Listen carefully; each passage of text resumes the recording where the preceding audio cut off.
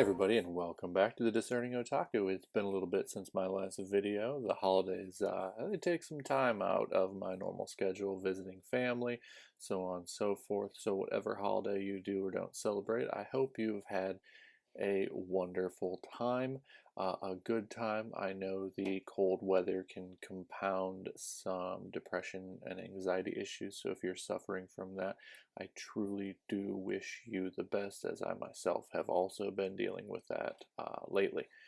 But without further ado, I'm going to hop into this video. Let's see how many videos I can get out today, kind of crank some content out before the end of the year. As today is December 31st as of this recording, we'll see how much I can get through on my day off.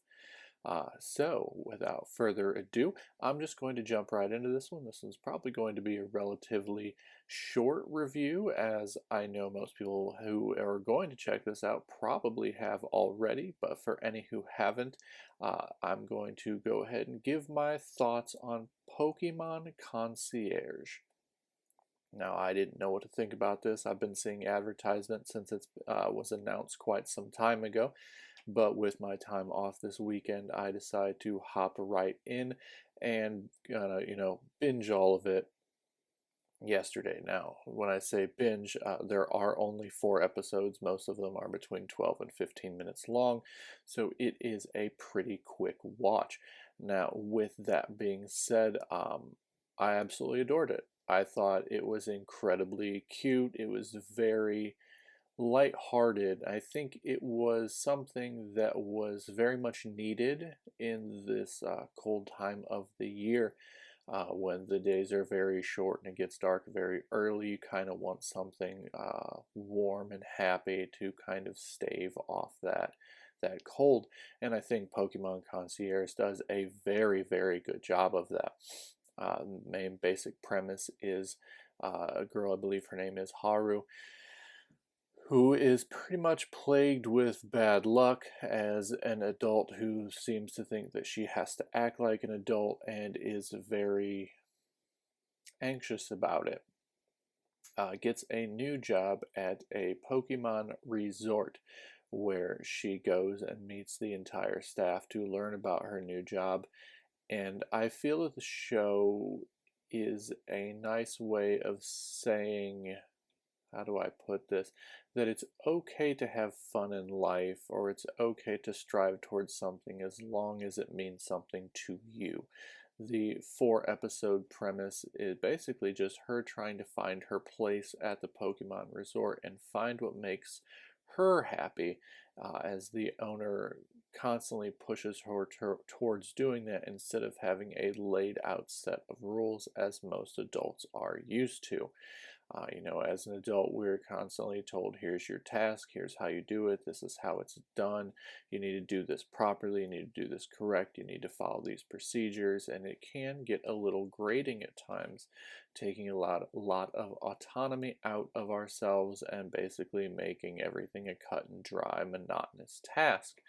And I think the show does a good job at basically saying it's okay to relax sometimes. It's okay to try and find yourself, to try and find what makes you happy, to try and find your place.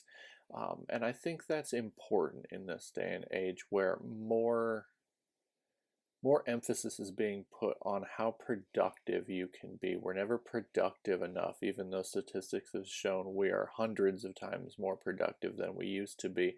And it's this greed and this lack of caring for the common man that leads to things such as companies saying you need to be more productive, you need to be more productive, you're not making us enough money, which is never the case.